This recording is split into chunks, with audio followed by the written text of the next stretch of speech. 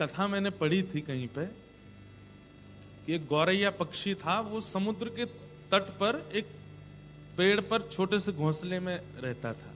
गौरैया पक्षी मादा पक्षी थी, उसके छोटे छोटे अंडे थे घोंसले में। तो वो कभी कभी जाती थी उड़ करके, दाना आना चुग करके आती थी, शाम तक आकर के फिर अपने घोंसले में बैठती थी। आज जो भी था वो पा लेती थी, घोंसलों की अपनी देखभाल करती थी।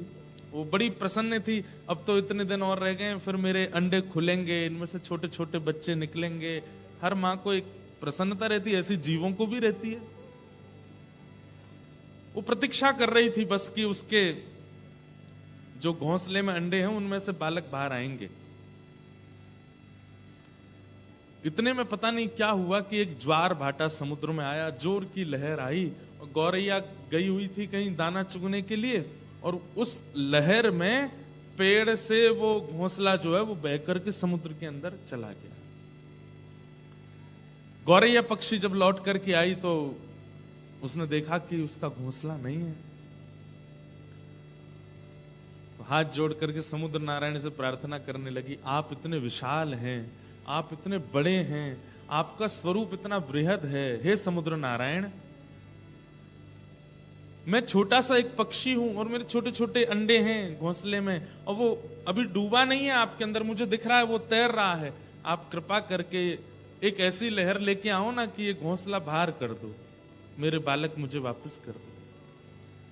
मुझे पता है कि ये बहुत बड़ी बात मांग रही हूं मैं आपसे, लेकिन आप यदि ये कर देंगे तो इसमें आपकी महानता है कि एक छोटे से पक्षी की आप बात सुन रहे हो।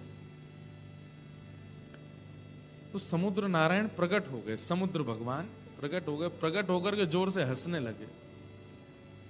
हंस करके बोले, तुमने बोलने से पहले एक बार भी नहीं सोचा कि तुम किससे बोल रही हो?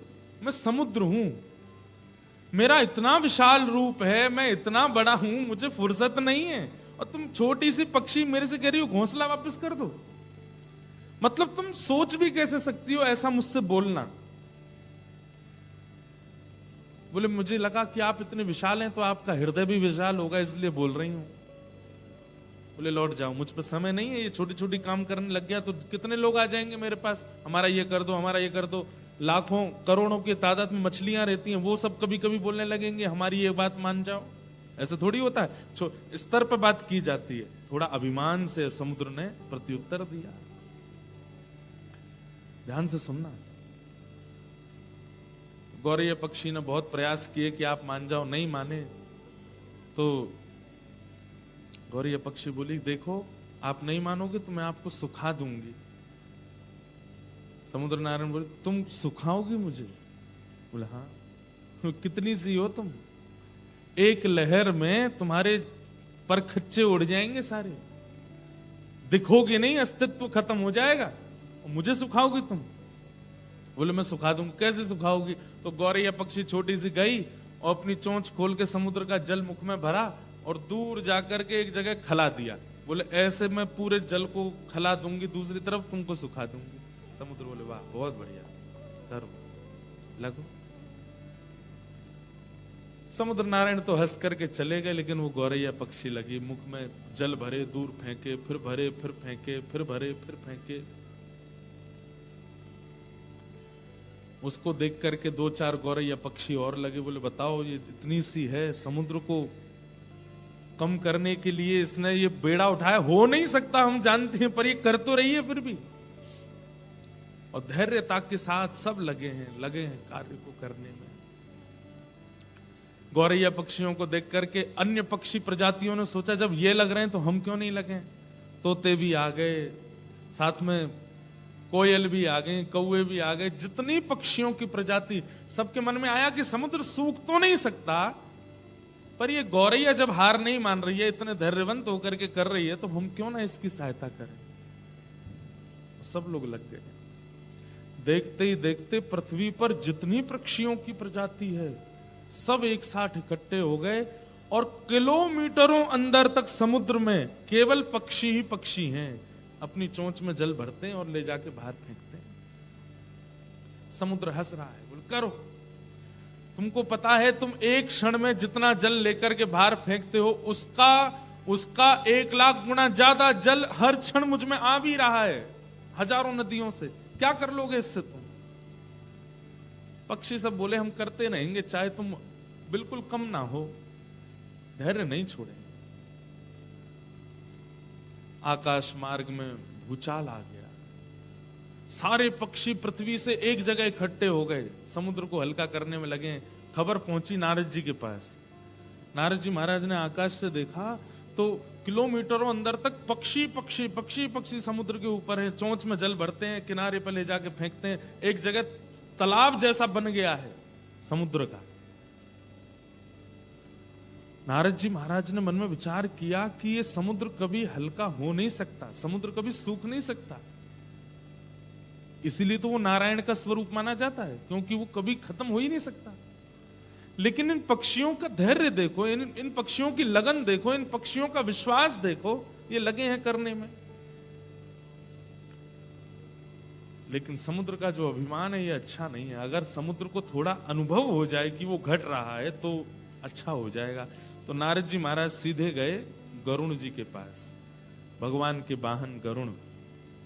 गरुण जी से जाकर के कहा तुम्हारी प्रजाति के पक्षी सब लगे हैं समुद्र को हल्का करने में और तुम आराम से आनंद कर रहे हो। गरुण बोला मैं क्या कर सकता हूं, मुझे पता तो चला था, लेकिन इसमें कुछ हो तो सकता नहीं, पक्षी पागल हैं सारे, क्यों कर रहे हैं, हो ही नहीं सकता ये काम। बोले हो नहीं सकता, लेकिन तुम चाहो मैं चाहूं सब चाहें तो नहीं हो सकता, लेकिन जिनको तुम कमर पे बैठा के चलते हो वो चाह जाए तो सब हो सकता है।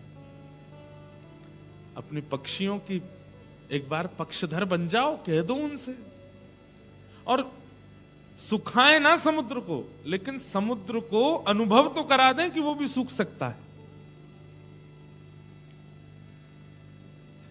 गरुण जी बोले ठीक है मैं रात में जब ठाकुर जी शयन कर रहे थे, शयन करते हुए ठाकुर जी के चरण दबा रहे थे गरुण जी, और चरण दबाते दबाते दबाते दबाते गरुण जी ने अपने मन की बात कही। बात सुनकर के ठाकुर जी बोले मुझे दृश्य दिखाओ।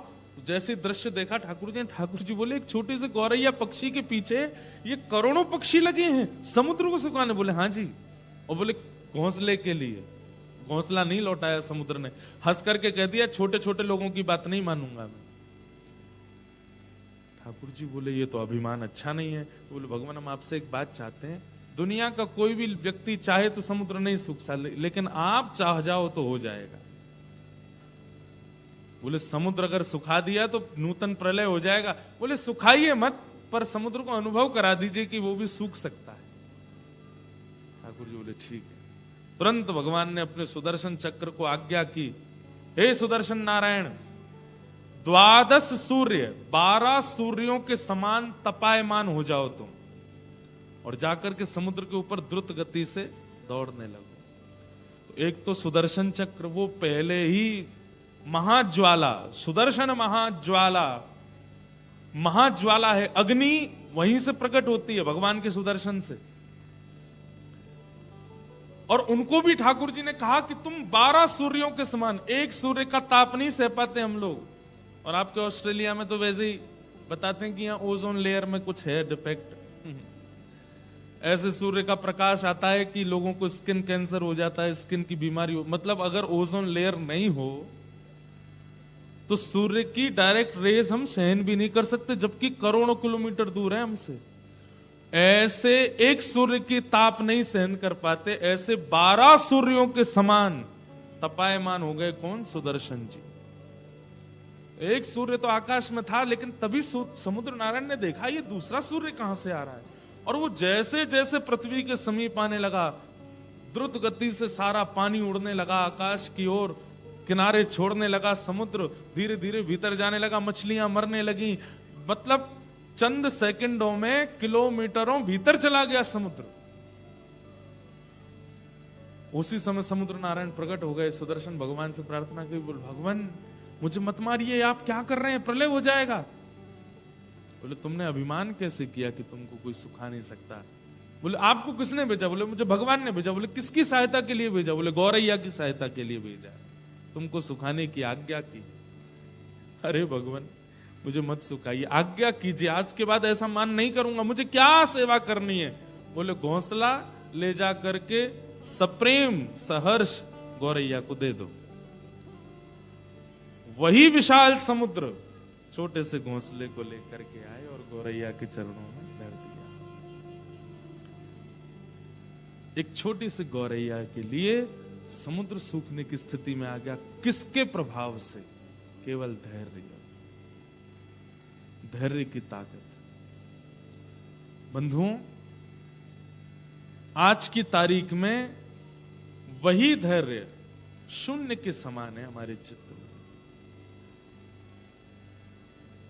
जो व्यक्ति सहना सीख जाता है, सहनशील बन जाता है, धैर्यवंत हो जाता है, उसके कार्य में भी लगन होगी, उसकी सफलता भी प्राप्त होगी। उसको जो आप देवी देवताओं के पास जा जा करके मांगते हैं, टोने टोटका कर करके मांगते हैं ना, वो सब आपको केवल धैर्य से प्राप्त हो जाए।